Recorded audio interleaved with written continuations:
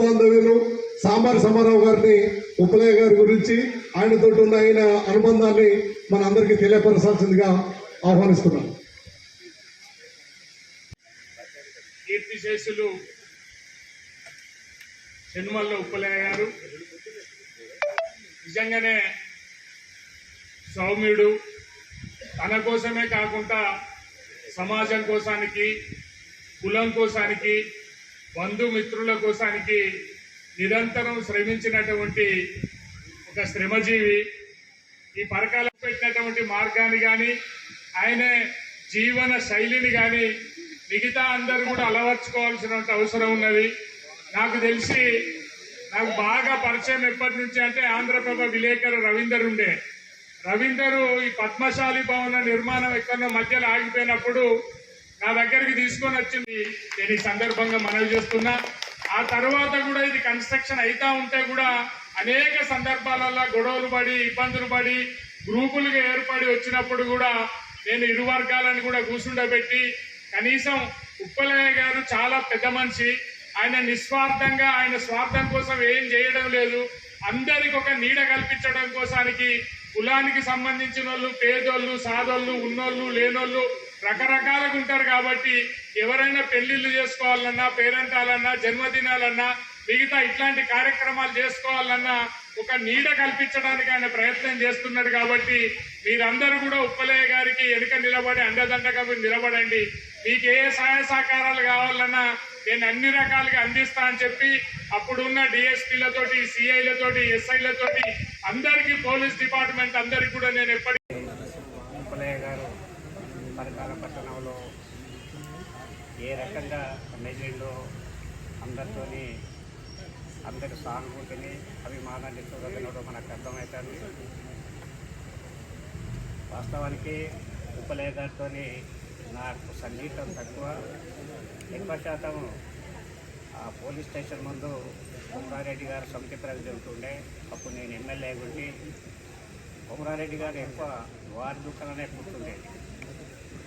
అప్పుడు నేను police station పోయేటప్పుడు లేకుంటే కొమరారెడ్డి గారి దగ్గర అప్పుడు ఉప్పలయ్య గారితో నేను మాట్లాడుకుంటూ ఉండేవాడిని. వాళ్ళు మాట్లాడినప్పుడు మేము కూడా ఏం మాట్లాడుకుంటారో ఒకటే, కాస్త సమాజానికి సంబంధించిన విషయం కానీ, కులానికి సంబంధించిన విషయం కానీ చర్చించుకునేది. ఆ రకంగా నాకు పరిచయం. దాన్ని బట్టి నేను అర్థం చేసుకునేది అంటే ఉప్పలయ్య గారు మితభాషి, ఎక్కువ మాట్లాడకపోయేది, నవ్వుకుంటూ మాట్లాడేది. కోపం అనేది ఎప్పుడు కూడా ఆయన ముఖం మీద మాకు ఉప్పలేదు.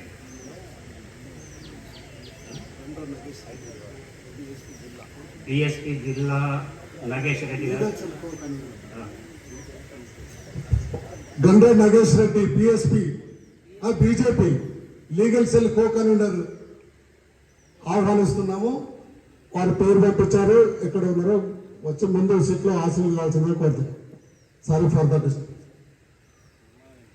ఇక్కడ జంగారెడ్డి గారు కూడా పరకాలకు వచ్చినప్పుడల్లా తప్పకుండా వారి షాప్లో కూర్చుండి వాటి విషయాలే కానీ ఇంకా వేరే వేరే విషయాలు మాట్లాడుతుండేవారు. వారు సంఘంతో చాలా సన్నిహిత సంబంధాలు ఉన్నవి. సంఘం అంటేనే ఒక క్రమశిక్షణకు మారిపోయారు. ఇట్టి పరిస్థితుల్లో ఆ సంఘంలో ఏదైతే చెప్తారో సంఘం వేరే చెప్పదది. దేశము, మనిషి ఎట్లా ఎదగాలి అనే చెప్తుంది. కానీ ఆ సూత్రాలు అయితే సంఘ విషయాలను పూర్తిగా తప్పకుండా పాటించుకుంటూ దాన్ని ప్రజలకు ఎట్లా అందజేయాలి, ఏడాదితో కూడా రాజకీయాలతో నిమిత్తం లేకుండా అందరితోటి సన్నిహితంగా కలిసిమెలిసి మంచి భావాలతో మాట్లాడేవారు, చాలా సన్నిహితంగా ఉండేవారు. సమాజానికి సేవ చేయాలన్నటువంటి లక్ష్యంతో వారు పనిచేశారు. ఇవాళ మనం కూర్చున్నటువంటి ఈ పద్మశాలి భవనం ఏది ఉందో దాని నిర్మాణానికి వారు చేసినటువంటి సేవ నిజంగా చిరస్మరణీయం, ఎవరు మరవరానికి.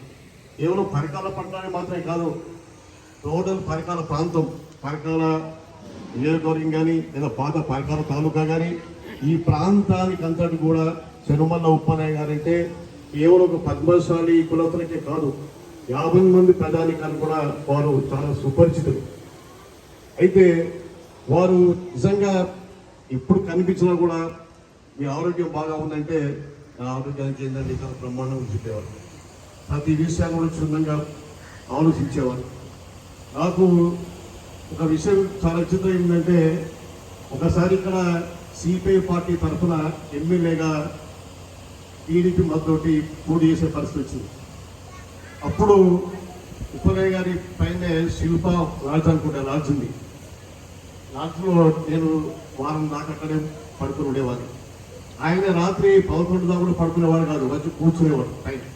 ఏమో ఎక్కడెక్కడ తిరిగి వచ్చినాం, ఏం సంగతి, ఎలా ఉంది పరిస్థితి అంటే, ఏదంటే ఖచ్చితంగా మా అభ్యర్థి గెలుస్తారని చెప్పాను. ఏమో నాకు డౌట్ అయ్యా, పరకాలలో మీ పార్టీ గెలవమని చాలా కష్టం దొరుకుతుండే పని, అయినా నువ్వు అంటాను అని చెప్పలేదు. తర్వాత గెలిచిన తర్వాత వారిని పిలుచుకొని నీ మాట నిజమైందయ్యా, నువ్వు చెప్పింది చాలా కరెక్ట్ నీ అంచనా చెప్పని మళ్ళా వారికి చెప్పండి.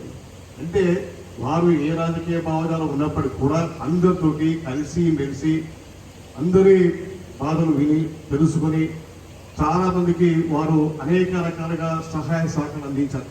అంటే మానవ సేవ అనే దాన్ని అక్షరాల అమలుపరిచినటువంటి మహోన్నతమైన వ్యక్తి తిరుమల ఉప్పలయ్య గారు.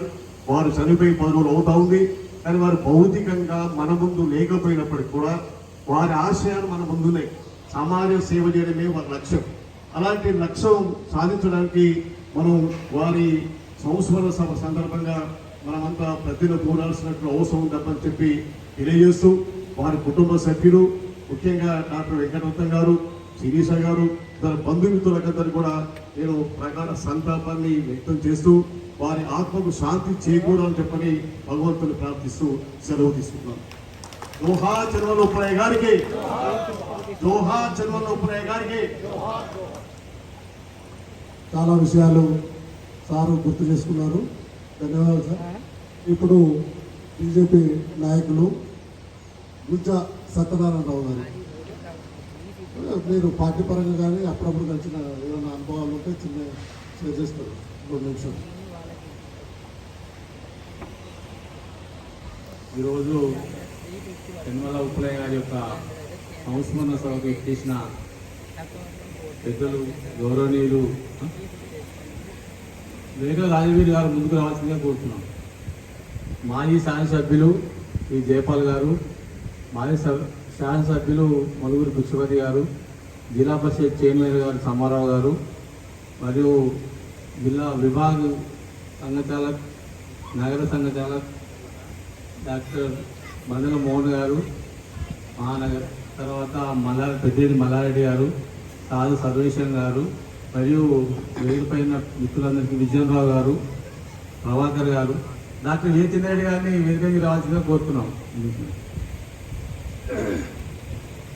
అదేవిధంగా నాకు తిరుమల ఉప్పలయ్య గారు అంటే మేము 83 నుంచి ఇంటర్మీడియట్ చేసినప్పుడు ఆ రోడ్డు మీకు వచ్చినప్పుడు ఎప్పుడు కానీ జంగారెడ్డి గారు ఉప్పలయ్య గారి షాప్లో కూర్చునేది. ఉప్పలయ్య గారి షాప్లో కూర్చుంటే జంగారెడ్డి గారు కూర్చున్నారు అంటే మేము రోడ్డు చూసుకుంటూ వెళ్ళేవాళ్ళం. ఎవరు ఈ ఉప్పలయ్య గారు ఎవరు ఏంటి అంటే సో ఇట్లా ఇదని అనేవాళ్ళు.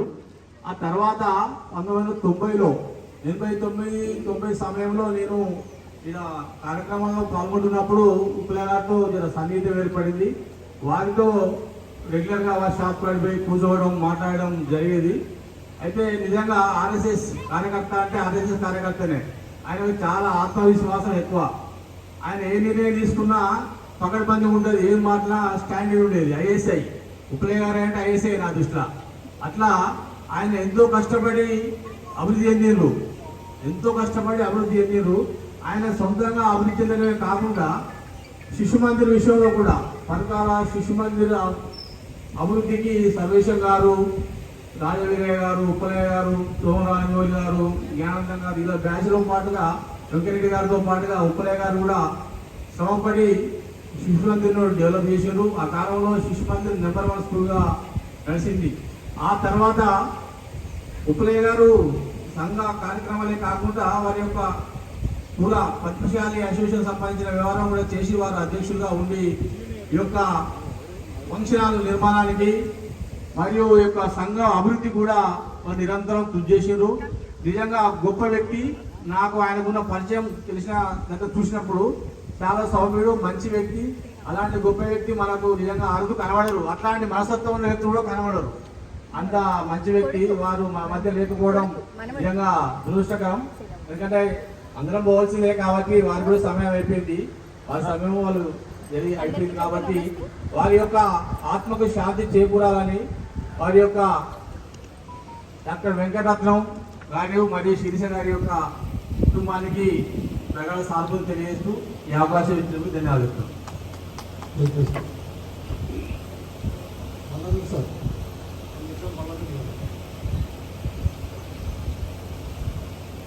కీర్తిశేషులు చంద్రబాబు ఉప్పలయ్య గారితో శాఖపరంగా కానీ పార్టీ పరంగా కానీ పనిచేసినటువంటి మల్లారెడ్డి గారు, వీరు భావాలు వారి భావాలు ఒకటే, చాలా కాలం కలిసి పనిచేశారు. వారి అనుభవాలను మన ముందుంచుతారు. ఇప్పుడు మల్లారెడ్డి గారిని మాట్లాడాల్సింది.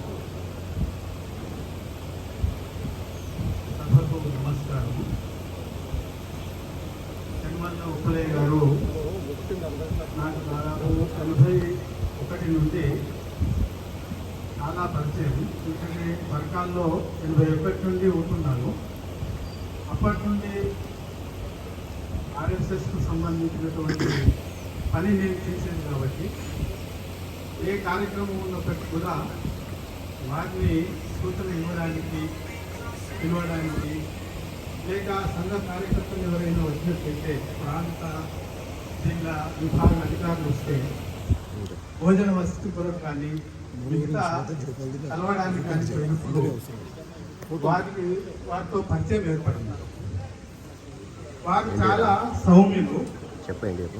వాస్తవానికి 73 నుండి కూడా వాళ్ళ దుకాణం లోపల ఉండేటువంటిది, అంగట్లో ఉండేటువంటిది. అప్పటి నుండి వారి యొక్క ఖాతాదారుని నేను వృత్తిరీత్యా ఉపాధ్యాయ పని చేసేవాడిని.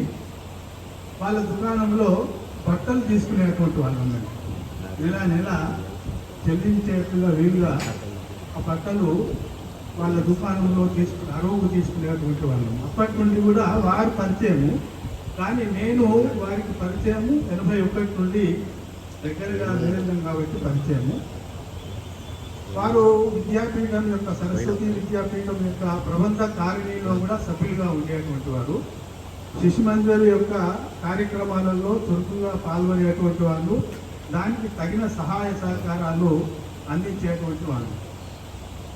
సంఘ కార్యక్రమాలన్నింటిలో కూడా సూచన మేరకు తప్పనిసరిగా ఏది సూచన ఉంటే దానికి తప్పకుండా పాల్గొనేటువంటి వారు.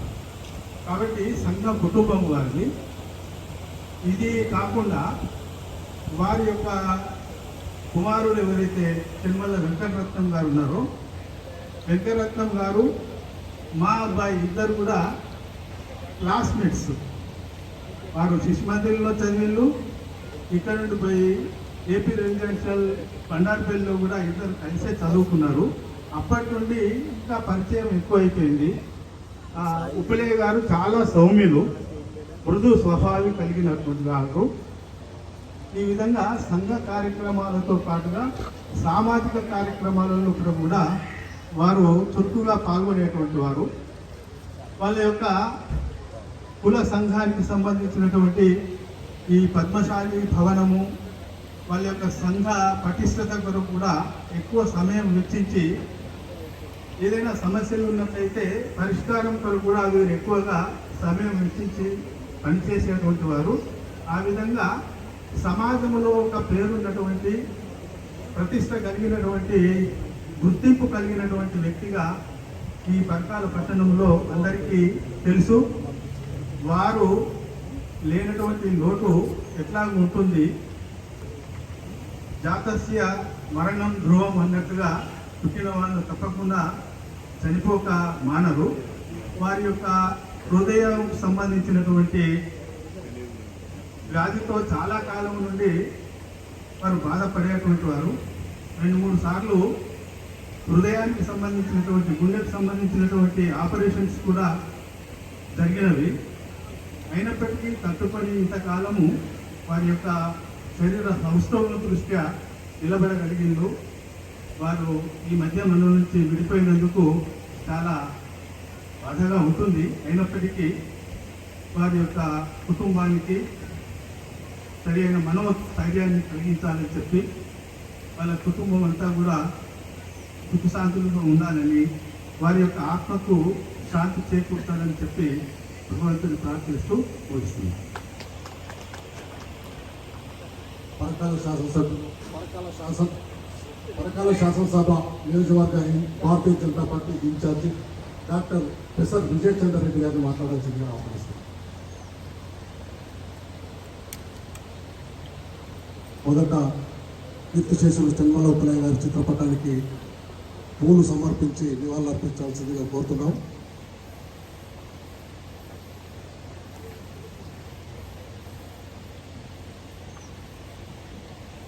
మంత్రి కాశయ్య గారిని ఆశీర్వాదాల్సిందిగా ఆహ్వానించాం. మీరు వచ్చే టైంలో వేరే వాళ్ళతో మాట్లాడుతుండే అందుకే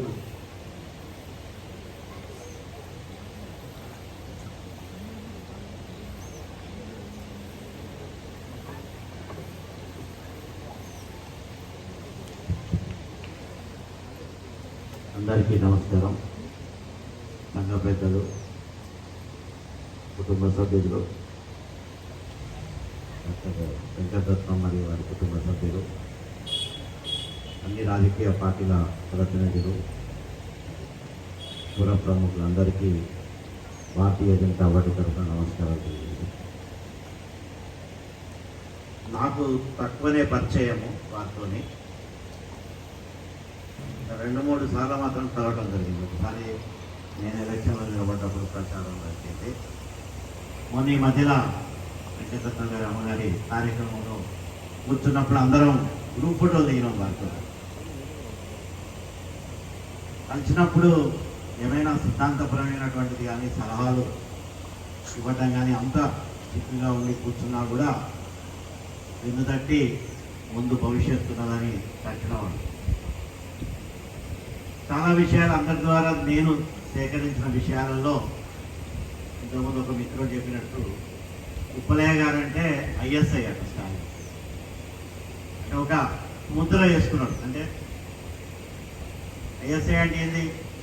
నాణ్యతకు, ఒక వస్తువు నాణ్యత ఉండాలంటే ఒక ఐఎస్ఐ ముద్ర ఉంటే, ఓహో ఎన్నో కంపెనీలు తయారు చేస్తాయి ఆ వస్తువును, కానీ ఐఎస్ఐ ముద్ర ఉంటే అది మంచిదిరా అని మనం కొనటానికి కానీ వస్తుంది. అట్లానే ఉప్పలయ్య గారు ఒక విషయం చెప్పిందంటే వారు తప్పకుండా వారి యొక్క చెప్పిన విషయానికి ఐఎస్ఐ స్టాండర్డ్ లాగా వారు చెప్పిన విషయంలో న్యాయం, నీతి ఉంటుందనేది ఒక విషయంగా గుర్తించే వాళ్ళని నాకు తెలిసినటువంటి సమాచారం. అంటే ఒక సంఘ, ఒక రాష్ట్రీయ స్వయం సేవకు జ్యేష్ఠ కార్యకర్తగా వారు నేర్చుకున్నటువంటి పద్ధతులు కానీ, వారు తమ తోటి వాళ్ళతోని బిహేవ్ చేసే యొక్క పద్ధతి కానీ, లేకపోతే నెక్స్ట్ కార్యకర్తల జనరేషన్స్కు వారు ఇచ్చే సూచనలు కానీ, ఇవన్నింటినీ ఒక ఎత్తు అయితే తను వ్యాపారంలో కూడా ఒక విధమైనటువంటి నీతికి కట్టుబడినటువంటి వ్యక్తిగా ప్రజలు అభివర్ణించారు. అంటేనే నిజంగా ఉప్పలయ్య గారి పోయిన లోటు తీర్చనిదైనా కూడా వారి యొక్క గుర్తులు ఎల్లవేళలా చెరిగిపోకుండా ఉంటాయనేది మాత్రం వాస్తవం. ఎందుకంటే అది కొంతమందికే సాధ్యమవుతుంది. అట్లా కొంతమంది తాము ఉన్నామా పోయినామా తెలియకుండా పోయేవాళ్ళు ఉంటారు. కానీ ఉప్పలయ్య గారు లాంటి వ్యక్తులు సమాజం మీద ఒక ముద్ర వేసి వారు చేసినటువంటి సేవా కాబట్టి ఇక్కడ కూర్చున్నాం మనం ఈ హాల్, దీంట్లో కూడా వారి శ్రమ అయితే వారి ఆర్థికంగా కానీ వారి శ్రమ కానీ ఎంతో ఇవిడి ఉన్నదనే విషయాన్ని కూడా ప్రజలు గుర్తిస్తున్నారు. ఇట్లా ఎన్నో కార్యక్రమాలలో ఆ రోజు నాడు సంఘ పెద్దలు కానీ జనసంఘంలో, అప్పుడు జనసంఘం ఉండే ఎక్కువ రాజకీయ సాంబార్ సమయ గారు, సభల్లో అసలు ఏపీ లీడర్స్, ప్రముఖులు, మిత్రులు, బాంధవులారా, కృషి చేస్తే మనిషి ఋషి అవుతాడని ఆయన చదివింది అతి తక్కువ సినిమాలో ఉప్పలయ్య గారు. మేము ట్రస్ట్ బోర్డు మెంబర్స్ గత 40 ఏళ్ళ నుంచి. ఆయనకు పట్టుదల అంటే మారిపోయారు అనుకోండి, చాలా పట్టుదల. కొన్నిట్లో నేను వ్యతిరేకించేది కూడా, దాని తర్వాత ఆయన చేసేవాడు ఇది మంచిదని. మొత్తానికి ఆయన 4వ తరగతి చదివి కావాల్సిన కానీ ఆయన మ్యాథమెటిక్స్ అంటే అకౌంట్స్ రాయడం మాత్రం మహాదిట్ట అండి. అది 10 లక్షల దాంట్లో ₹1.75 ఒక్కసారి మిస్ అయినాయి. దాన్ని 3 గంటలు చేసి ఆ 175 ఎక్కడ పోయినా తీసి చూసి 3 గంటలు చేసి అది కరెక్ట్ చేసిన. ఆ ₹1.75 ఎందుకు తేడా కావాలని గంత పట్టుదల. అయితే తన వృత్తిలో కూడాను మరి ఇప్పుడు ఇక్కడ ములుగురు భిక్షపతి గారికి, మరి అదేవిధంగా బీజేపీ మాజీ ఎమ్మెల్యే జైపాల్ గారికి, గుజ్జా సత్యనారాయణ గారికి, మరి ఆర్ఎస్ఎస్ సీనియర్ నేత మల్లారెడ్డి గారికి, మరి రాజీవ్ గారికి, ఆశీనులైన అందరికీ కూడా పేరు పేరు నా యొక్క కృతజ్ఞతలు తెలియజేస్తూ, అంటే మేము 1985 అంటే ముందు వీరి కుమారుడు డాక్టర్ వెంకటరత్నం మీ అంతా క్లాస్మేట్స్ హై స్కూల్లో. అయితే మాకు పరకాల మేము ఏవీపీలో తిరిగినప్పుడు మాకు తెలిసే మార్గదర్శకులు ఆర్ఎస్ఎస్లో పెద్దిరెడ్డి మల్లారెడ్డి, దోమల రాజమౌళి, మళ్ళీ సాగు సర్వేశ్వర్ సార్ గారు. ఈ విధంగా మేము ఆర్ఎస్ఎస్ శాఖ పోయినప్పుడు ఏవీపీలో తిరిగినప్పుడు వీళ్ళు పరిచయం. అంటే మాకు తెలియకుండానే తెలియని మార్గదర్శి చిన్మల్ల ఉప్పలయ్య. ఎందుకంటే మాకు అటు ఇటు నడుస్తున్నటువంటి సందర్భంలో అక్కడ పరకాల స్వీట్ హౌస్ పక్కకే వీళ్ళ షాప్ ఉండేది. మేము జనరల్గా గొడవలు చేసి మేము స్టేషన్ పోతా వస్తా ఎక్కువ షాప్లో కూర్చున్నప్పుడు మాకు అప్పటికే ఈయన సీనియర్ జనసంఘం ఆర్ఎస్ఎస్ అని మాకు తెలుసు.